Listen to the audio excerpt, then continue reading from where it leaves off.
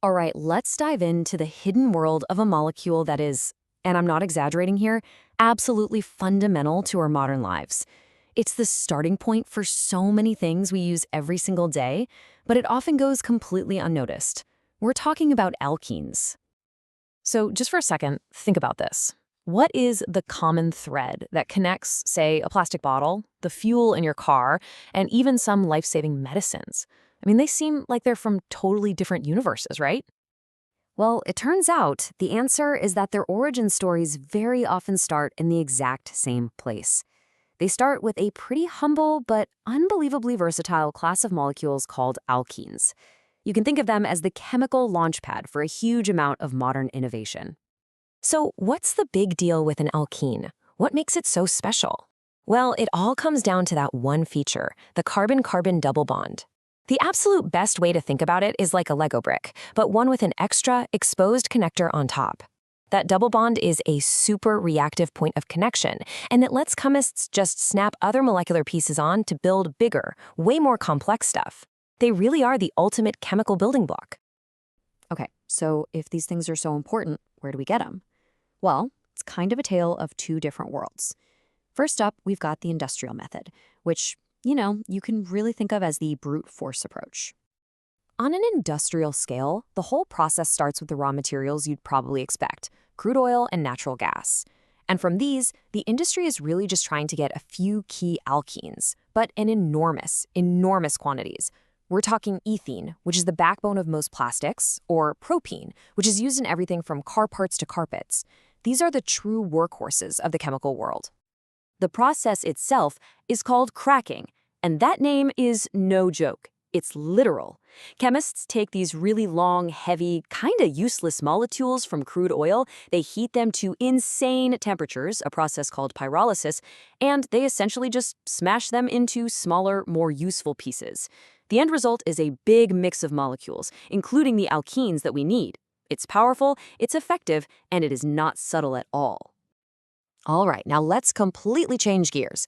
We're going to leave that giant industrial reactor behind and step into the quiet, controlled world of the laboratory. Here, the game is completely different. It's not about brute force anymore. It's all about precision, it's about control, and it's about making one very specific molecule.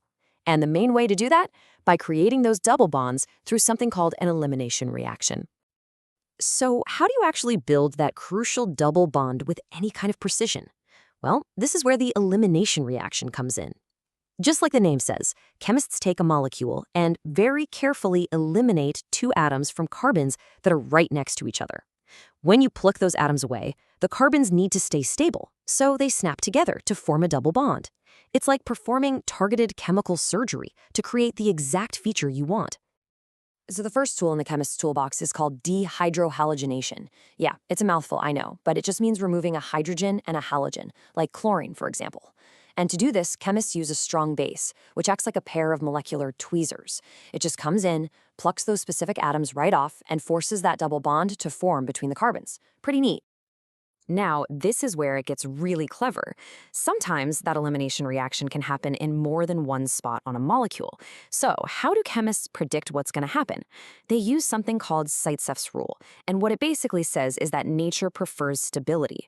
So the reaction will almost always favor making the alkene where the double bond is more substituted. In other words, where it's more tucked away and protected in the middle of the molecule instead of being exposed out at the very end. Let's look at a classic example here, 2-chlorobutane. When we react this with our strong base, we have two possibilities. We could form the double bond at the end of the chain, which gives us but1-ene, or we could form it in the middle, giving us but2-ene. So based on what we just learned from Sitesef's rule, which one do you think is going to be the major product here? And there you have it. The rule plays out perfectly. The reaction overwhelmingly favors but2-ene, making up about 80% of the final mixture. And why?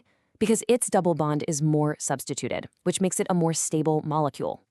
The other product, but1-ene, still gets made, but only a little bit. This kind of predictability is exactly what makes laboratory chemistry so powerful. Okay, the second major tool for elimination is the dehydration of alcohols. The logic here is actually very similar to what we just saw.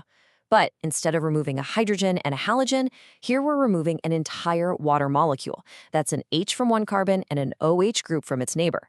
And this is typically done using a strong acid like sulfuric acid to get the job done. Now, this table tells us something really important. Not all alcohols are created equal when it comes to this reaction. Just look at the conditions here. A primary alcohol, it needs really concentrated acid and high heat to react. But a tertiary alcohol, it's so much more reactive that it needs way milder conditions to do the exact same thing. The big takeaway here is that the structure of your starting molecule can dramatically change how easy or hard the reaction is. But what if you need the absolute ultimate level of control? I mean, what if you need to dictate the exact three-dimensional shape of the molecule you're making? For that, we turn to another amazing lab technique, the controlled reduction of alkynes. This, to me, is where chemistry really becomes an art form. So an alkyne has a triple bond.